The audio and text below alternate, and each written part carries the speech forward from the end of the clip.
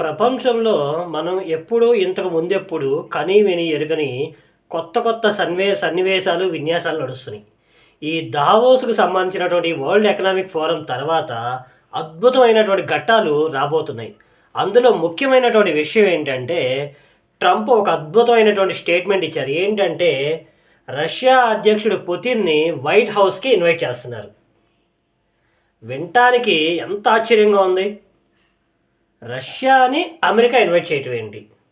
It's a typical business mentality. Trump అనే ఆయన మొదటి నుంచి బిజినెస్ అద్భుతమైనటువంటి వ్యాపారవేత్త. సో, ఆ యాంగిల్‌లోనే ఆయన ఆలోచిస్తున్నాడు. ఈ వ్యాపారంలో, బిజినెస్‌లో ఎవరు ఎవరికీ శత్రువులు కాదు అనే కాన్సెప్ట్ ఏదైతే ఉందో, ఇక్కడ రియల్ వరల్డ్‌లో ఆయన అప్లై చేస్తున్నారు. ఎందుకోసమని? రీజన్ ఏంటంటే, ఆయన ఒక స్ట్రాటజిక్ తెలుసు కదా ఆయన వ్యూహం.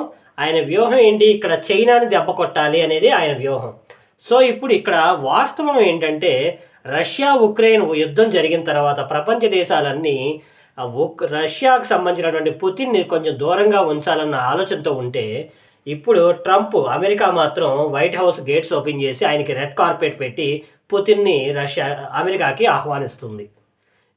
ఈ స్టేట్మెంట్ మీద, ఈ పద్ధతుల మీద మిగతా యూరప్ కంట్రీస్ అన్నీ చాలా కోపంగా ఉన్నాయి, మండిపడుతున్నాయి కూడా.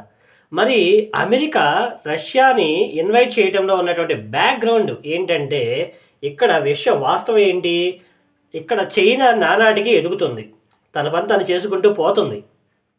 కానీ అమెరికా ఫస్ట్, అమెరికాదే ఆధిపత్యం ఉండాలన్న ఉద్దేశంతో అమెరికా ఏం చేస్తుంది? చైనాని మనం అణగదొక్కాలి అంటే, ఇక్కడ రష్యా మనకు అవసరం, రష్యా సపోర్ట్ మనకు అవసరం అనే కాన్సెప్ట్‌ని అమెరికా ఇన్వాల్వ్ చేసుకొని ఇంప్లిమెంటేషన్ తీసుకొస్తుంది. సో, మరి ఈ కలయిక, అమెరికా, రష్యా కలయిక మూడవ ప్రపంచ యుద్ధానికి దారితీస్తుందా? లేదా కొత్త ట్రేడ్ వార్‌కి ఏమన్నా దారితీస్తుందా? లేదా ప్రపంచంలో కొత్త శాంతిని ఏమన్నా నెలకొల్పుతుందా అనేది కాలమే సమాధానం చెప్పాలి. దీని గురించి మరి మీరేమనుకుంటున్నారు? కామెంట్స్‌లో చెప్పండి. వచ్చే వీడియోలో కలుద్దాం.